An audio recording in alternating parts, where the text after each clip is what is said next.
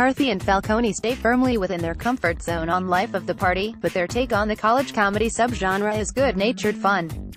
Melissa McCarthy has reached that point where, like other funny people before her, see Will Ferrell, her comedies are probably starting to blur together for some moviegoers. Her latest offering, Life of the Party, thankfully falls on the better side of McCarthy's vehicles released since her breakout role in Bridesmaids. The film is very much in line with McCarthy's previous collaborations with her writer-director husband Ben Falcone in terms of style, yet its strengths outweigh its flaws at the end of the day. McCarthy and Falcone stay firmly within their comfort zone on Life of the Party, but their take on the college comedy subgenre is good-natured fun. Related, Melissa McCarthy's Superintelligence gets a release date. McCarthy stars as Deanna Miles, a dedicated wife and mother who dropped out of college her senior year in order to care for her daughter, Maddie, Molly Gordon. Now that Maddie is a college senior herself, Deanna is ready for a new adventure with her husband Dan, Matt Walsh, starting with a romantic vacation to Europe. That's when Dan drops a bombshell on Deanna. He wants a divorce and is already seeing someone else whom he intends to marry. Dan also plans to sell their house right away, since the property is in his name, leaving Deanna heartbroken and up the creek without a paddle.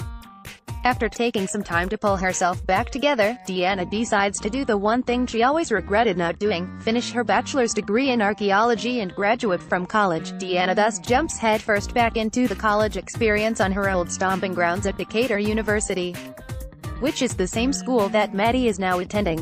Maddie is naturally uncomfortable at first with having her mom on campus full-time, but she comes around to the idea as she and Deanna settle in for a rather wild, and most unexpected, senior year together.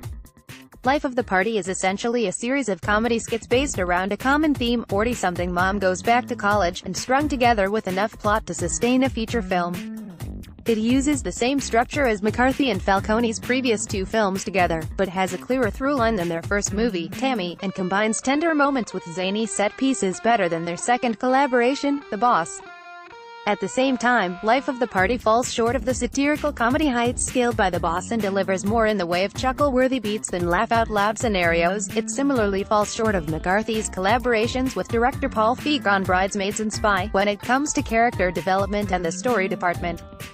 Falcone is likewise a step down from Feig behind the camera, but his directing has improved since he made his feature debut on Tammy.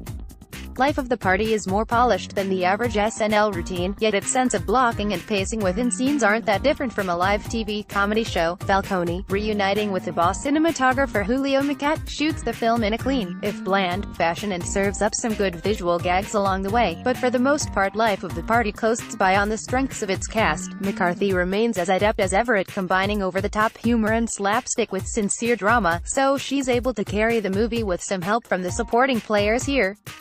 Gordon as Maddie serves as the straight, whoa, man for her on-screen mother to bounce jokes off, but there are some real standouts among the members of Maddie's sorority in Life of the Party. Jillian Jacobs' character Helen is mostly a one-note running joke. She went to college late after spending 8 years in a coma, but the former Community star makes the most of what could have otherwise been a forgettable part. Jessie Ennis, who appeared with Jacobs on Love, also leaves her mark as the sorority's most insecure member, Debbie, while Maya Rudolph is very much the scene-stealer you would expect playing Deanna's rowdy BFF, Christine. There's a sense the Life of the Party ensemble is enjoying themselves no matter how large or small their roles are, and that lends the film an affable feeling it might not have had otherwise.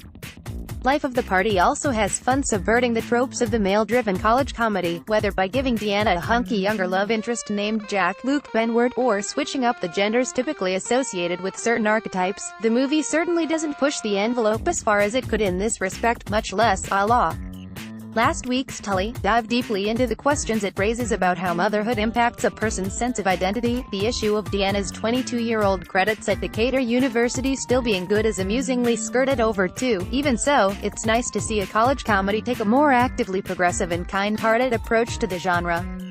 In the end, Life of the Party clears the not-so-high bar it sets for itself and delivers its fair share of forgettable, yet otherwise solid comedy. It's not a film that needs to be seen on the big screen, but Life of the Party is more lighthearted and jovial than most other movies playing in theaters right now, independent and big-budget films alike, and should please the steadfast members of McCarthy's fanbase. In the meantime, those who are waiting for something a little more unusual from McCarthy should stay tuned for the films she has coming out later this year, like the Henson Company puppet noir mystery The Happytown Murders. Trailer more, read Screen Rant's Tully review. Life of the Party is now playing in U.S. theaters nationwide. It is 105 minutes long and is rated PG-13 for sexual material, drug content and partying. Let us know what you thought of the film in the comments section. Our rating, 2.5 out of 5, fairly good. Leave a comment.